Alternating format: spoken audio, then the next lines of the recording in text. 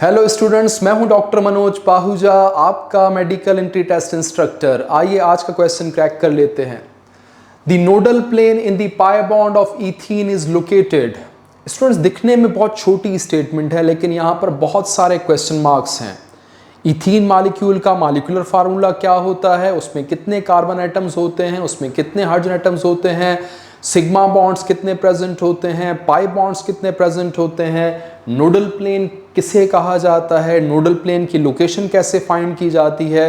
ये सारी इंफॉर्मेशन जब तक आपके पास नहीं होगी तब तक आप ये क्वेश्चन क्रैक नहीं कर सकते, आपके लिए मुश्किल हो सकती है। तो चेक कर लीजिए कुछ नॉलेज इथीन के हवाले से।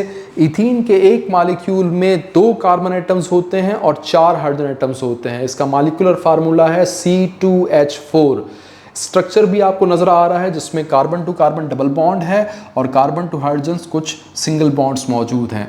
टोटल बॉन्ड्स की तादाद है 6 में से 5 सिग्मा बॉन्ड्स हैं और 1 पाई बॉन्ड है। सिग्मा और पाई बॉन्ड्स दोनों ही कोवलेंट बॉन्ड्स होते हैं लेकिन इनमें कुछ डिफरेंसेस हैं, जैसे कि सिग्मा बॉन्ड बनता है linear actual overlapping of atomic orbital से। यहाँ पर पहली एग्जाम्पल में आपको 2 s ऑर्बिटल्स दिखाई दे रहे हैं जो कि स्फेरिकल शेप के हैं। इनके दरमियान लीनियर एक्चुअल ओवरलैपिंग हो रही है जो कि आपको ग्रे शेडेड एरिया में दिखाई दे रहा होगा।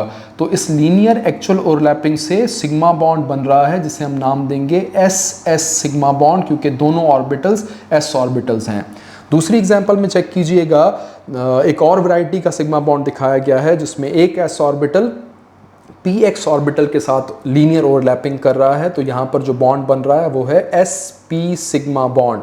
तीसरी एग्जांपल में px ऑर्बिटल के साथ लीनियरली ओवरलैप कर रहा है जिससे फॉर्मेशन हो रही है px सिग्मा बॉन्ड की। तो ये जो सिग्मा बॉन्ड्स होते हैं काफ़ी मजबूत कोवलेंट बॉन्ड्स होते हैं। इनमें जो इलेक्ट्रॉन डेंसिटी है वो बिल्कुल मॉलिक्यूलर प्लेन के एक्सिस पे प्रेजेंट होती है। जहाँ पर ओवरलैपिंग हो रही है उसी जगह पर इलेक्ट्रॉन डेंसिटी मैक्सिमम। इसके बरक्स जो कि पाई बॉन्ड है वो निस्बतन कमज़ोर कोवलेंट बॉन्ड होता है क्योंकि वो साइड वाइज ओवरलैपिंग से बन रहा होता है। इसमें किसी किस्म की एक्चुअल या लीनियर ओवरलैपिंग नहीं हो रही होती। Just p orbital side wise पड़े होते हैं वर्टिकल प्लेन पे, इनके दरमियान एक नज़दीकी होती है, उस नज़दीकी को नाम दिया जा रहा है पाई बॉन्ड। इसमें किसी किस्म की एक्चुअल ओवरलैपिंग नहीं हो रही, इसलिए ये एक कमज़ोर कोवलेंट बॉन्ड है। इस मॉलिक्यूल में 5 सिग्मा बॉन्ड्स हैं और 1 पाई बॉन्ड है। 5 सिग्मा बॉन्ड में से 4 सिग्मा बॉन्ड है carbon to hydrogen sigma bonds. Check कीजिएगा डायग्राम में, कार्बन टू हाइड्रोजन एक सिग्मा बॉन्ड, दूसरा सिग्मा बॉन्ड, तीसरा सिग्मा बॉन्ड और चौथा सिग्मा बॉन्ड। 4 सिग्मा बॉन्ड्स किसके दरमियान, कार्बन टू हाइड्रोजन। एक सिग्मा बॉन्ड है कार्बन टू कार्बन, यहाँ मैं स्टार लगा रहा हूँ, कार्बन टू कार्बन बॉन्ड नज़र आ रहा है। जो सिंगल बॉन्ड होगा उसे आप नाम देंगे सिग्मा बॉन्ड। जो ऊपर बॉन्ड है ये है पाई बॉन्ड जो कि side wise overlap of atomic orbital से बन रहा होता है। अब कुछ स्टडी कर लेते हैं कुछ टर्मिनोलॉजीज को ताकि अपने क्वेश्चन को हम क्रैक कर सकें। पहली टर्म है मॉलिक्यूलर प्लेन। मॉलिक्यूलर प्लेन कहा जाता है ऐसे प्लेन को जहां पर कार्बन एटम्स मौजूद होते हैं।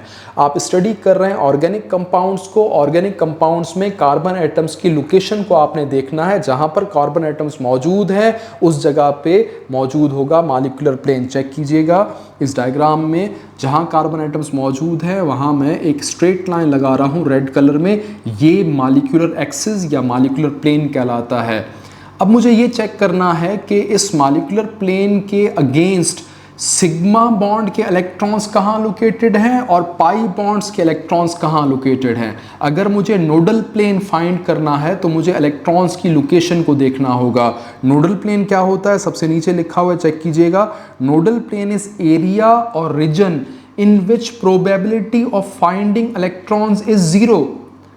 ऑर्बिटल्स के दरमियान कोई ऐसा रीजन, कोई ऐसा एरिया जहां पर इलेक्ट्रॉन्स मिलने के चांसेस बिल्कुल भी नहीं है, उस एरिया को नाम देते हैं नोडल प्लेन।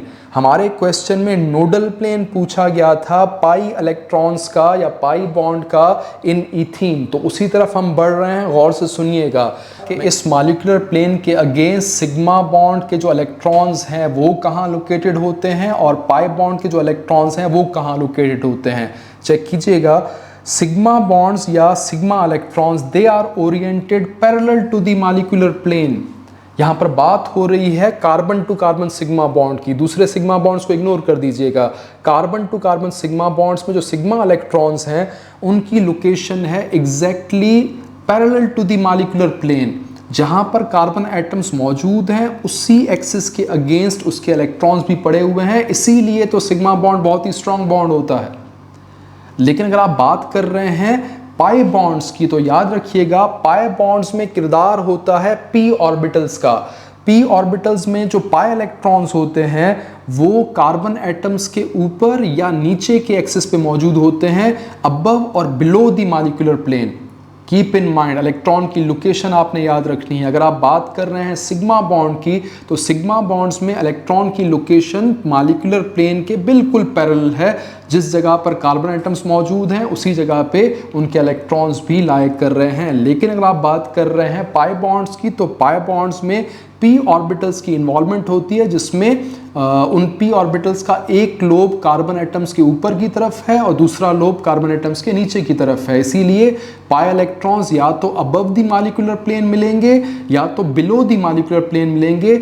मॉलिक्यूलर प्लेन के ऊपर कोई इलेक्ट्रॉन नहीं मिलेगा अगर आप पाई बॉन्ड की बात कर रहे हैं। यही हमारा क्वेश्चन था, हमसे पूछा गया था नोडल प्लेन की लोकेशन बताएं पाई बॉन्ड्स ऑफ इथीन में। तो पाई बॉन्ड्स में याद रखिएगा इलेक्ट्रॉन्स कहाँ नहीं पाए जाते, मॉलिक्यूलर प्लेन के ऊपर नहीं पाए जाते, अबव द मॉलिक्यूलर प्लेन पाए जाते हैं या बिलो द मॉलिक्यूलर प्लेन पाए जाते हैं, मॉलिक्यूलर प्लेन के ऊपर एग्जिस्ट नहीं करते। हमें नोडल प्लेन की लोकेशन मिल गई है, वो है molecular plane. Exactly molecular plane पे पाई बॉन्ड के इलेक्ट्रॉन्स कभी नहीं पाए जाते। तो यहाँ पर जो इन्फॉर्मेशन है उसको भी चेक कर लीजिएगा। Pi bonds are oriented perpendicular. Pi bonds में पी ऑर्बिटल्स की बात हो रही है, पी ऑर्बिटल्स की जो ओरिएंटेशन है वो परपेंडिकुलर। ये मॉलिक्यूलर प्लेन है, इसको थोड़ा नीचे ड्रॉ कर रहा हूँ आपको समझाने के लिए। ये मॉलिक्यूलर प्लेन और आप चेक कर सकते हैं जो पी ऑर्बिटल्स हैं या तो वो ऊपर की तरफ डायरेक्टेड है, उसका लोब, या तो नीचे की तरफ। तो ये जो एंगल बन रहा है ये 90 डिग्रीज का एंगल है। तो इसलिए हमने यहाँ पे लिखा है pi bonds are oriented perpendicular to the molecular plane. Orientation pi bonds की या पी ऑर्बिटल्स की 90 डिग्रीज पर है और इलेक्ट्रॉन की लोकेशन या तो अबव द मॉलिक्यूलर प्लेन या तो बिलो द मॉलिक्यूलर प्लेन, लेकिन एग्जैक्टली मॉलिक्यूलर प्लेन पे आपको इलेक्ट्रॉन्स नहीं मिलेंगे। तो हमें अपने क्वेश्चन का आंसर मिल रहा है, आप चेक कर सकते हैं। हमसे मांगा गया था नोडल प्लेन यानी वो लोकेशन जहां पर इलेक्ट्रॉन्स नहीं पाए जाते in case of pi bond of ethene. Option A है a plane parallel to molecular plane. तो ये ऑप्शन थोड़ा सा कंफ्यूजिंग है, फिलहाल आप इसको अपने पास रखिएगा। हमने यही पढ़ा कि मॉलिक्यूलर प्लेन पे इलेक्ट्रॉन्स नहीं पाए जाते हैं इन केस ऑफ पाई बॉन्ड, लेकिन पैरेलल के वर्ड ने थोड़ा सा कंफ्यूजन क्रिएट कर दिया है। फिलहाल आप इस ऑप्शन को इग्नोर ना करें। ऑप्शन बी चेक कीजिएगा, a plane perpendicular to the molecular plane which bisects the carbon to carbon sigma bond at right angle. अभी हमने डिस्कस किया कि जो पी ऑर्बिटल्स होते हैं वो परपेंडिकुलरली ओरिएंटेड होते हैं, जो एंगल बन रहा होता है उनका मॉलिक्यूलर प्लेन के साथ वो 90 डिग्रीज का या राइट एंगल होता है। तो वो लोकेशन थी जहां पर इलेक्ट्रॉन्स प्रेजेंट हैं। अगर आप इसके अबव या बिलो जाएंगे इस 90 डिग्रीज के एंगल पे तो यहाँ पर तो इलेक्ट्रॉन्स पाए जा रहे हैं, हमें तो वो लोकेशन चाहिए थे जहाँ पे इलेक्ट्रॉन्स मौजूद नहीं है। तो ये ऑप्शन आपने इग्नोर कर देना है, ये ऑप्शन नहीं हो सकता। ऑप्शन सी देख लें, a plane perpendicular to the molecular plane which contains the carbon to carbon sigma bond. वही बात लिखी हुई है, परपेंडिकुलर 90 डिग्रीज के एंगल पे तो इलेक्ट्रॉन्स वहाँ पे प्रेजेंट थे, तो इसको इग्नोर कर दें। ऑप्शन डी चेक कर लें, अलोंग द मॉलिक्यूलर प्लेन। अब ये जो पैरेलल लिखा है टू द मॉलिक्यूलर प्लेन और अलोंग बात तो एक ही है। पैरेलल मीन्स उसी डायरेक्शन में, अलोंग उसी एक्सिस पे। तो एक आपने चूज करना है तो आप इसको अलोंग लिख लीजिएगा, बिकॉज अलोंग का मतलब है एग्जैक्टली उसी लोकेशन पे जहाँ पर मॉलिक्यूलर प्लेन है वहाँ पर इलेक्ट्रॉन्स मौजूद नहीं होते। किस केस में? पाई बॉन्ड ऑफ इथीन केस में। तो आपने अपना क्वेश्चन क्रैक कर लिया है, आपका जो ऑप्शन डी है वो करेक्ट है। ऑप्शन ए कंफ्यूजिंग ज़रूर है लेकिन आप इसको इग्नोर कर सकते हैं बिकॉज आपको ज़्यादा बेटर ऑप्शन मिल रहा है। एग्जैक्टली मॉलिक्यूलर प्लेन के ऊपर इलेक्ट्रॉन्स नहीं पाए जाते। तो ऑप्शन डी आपका करेक्ट आंसर है।